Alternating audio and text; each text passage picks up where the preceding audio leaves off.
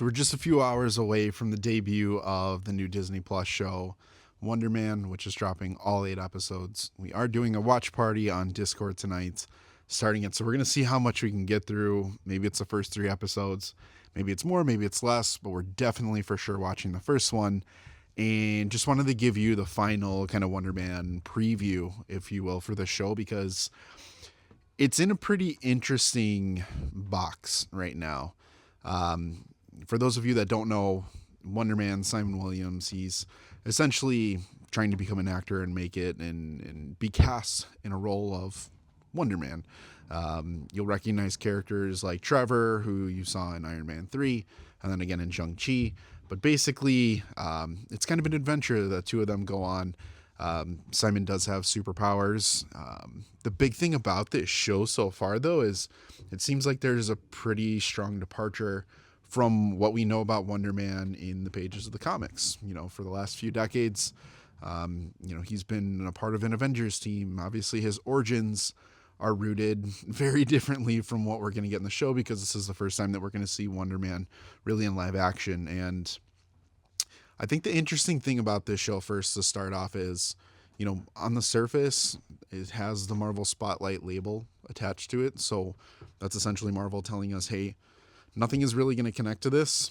They did it with Echo, but it was interesting because we got Kingpin in that. So it felt a little different, but it felt like a rebranding of Kingpin. So in a way, I can understand like what they were trying to do of like, hey, you don't need to do any homework for this, but we're telling you that it's going to be a smaller scale story, which is fine. And that's really what this is supposed to be with Wonder Man and specifically with Simon Williams. But you're put into a box, especially today, of this is going to be a standalone story. This is really an adventure, and we're kind of going on this saying, hey, we don't need to know anything about this character. We don't need to watch any other movies or watch any other shows or really expect anything to come from this for the future. We can really be in the present and kind of stay focused on the project itself, which has its pros and cons because for as great as that may be, you do have a lot of MCU Marvel fans that are like, if I invest time into this, then what's going to be the payoff? Where am I going to see this character? What are they going to add to the universe? What villain or hero is going to jump into the next, Avengers level show or movie movie.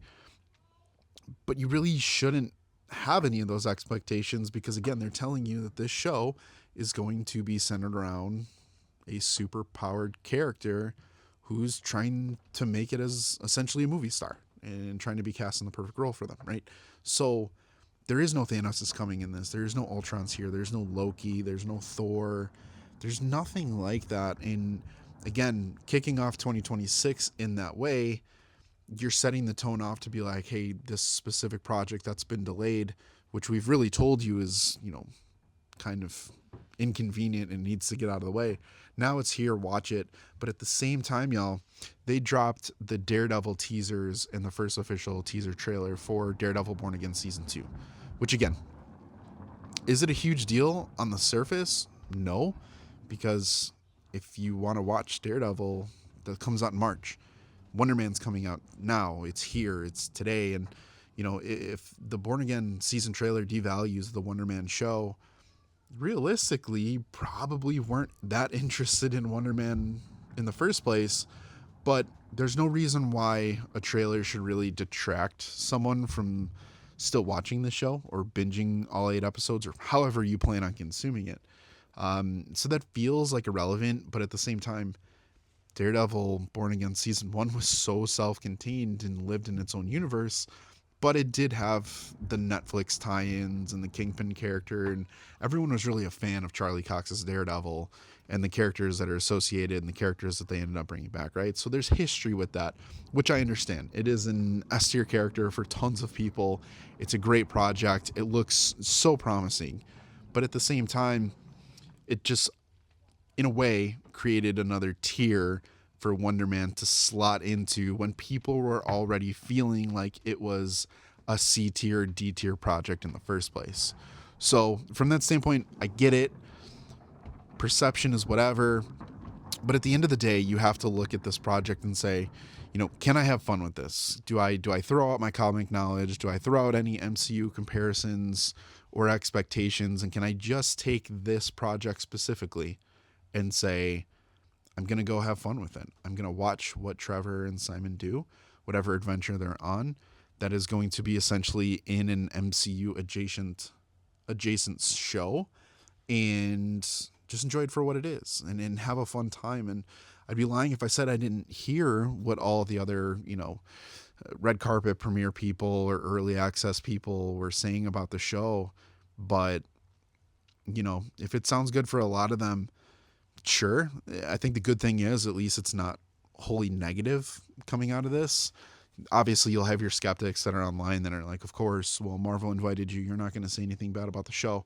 I get that. But if you listen to certain people, there's certain elements that align with what the overview of the show is telling us and what they've given us through the promotion for this series.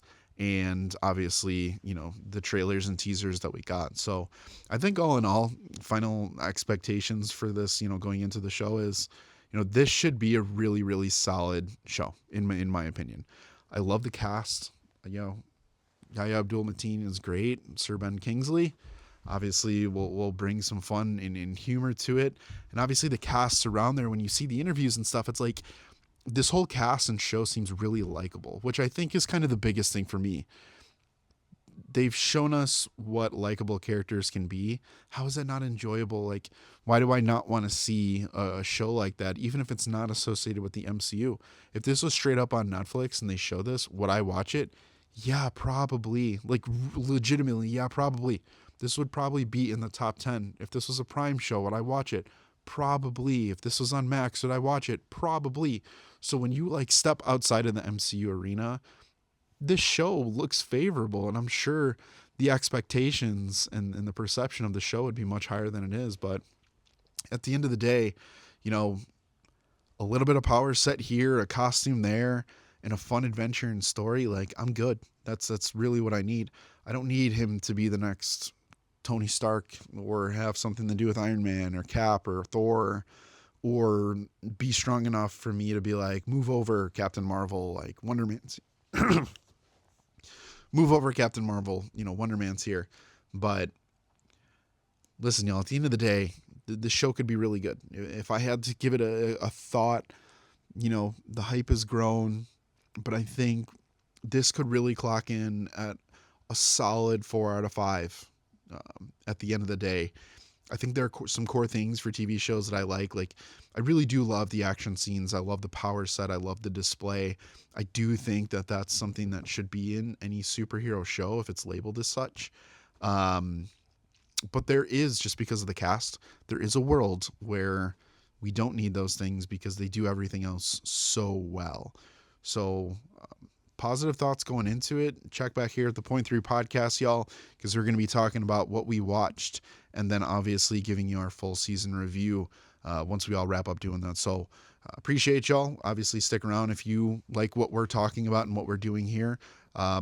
I highly recommend subscribing to the channel. We're dropping stuff weekly. There's tons of things coming out this year. So join along in the conversations with us. And of course, everyone, there's 3 very important things that you got to keep doing. And that is to keep watching, to keep reading, and to keep nerding out. We'll see y'all soon.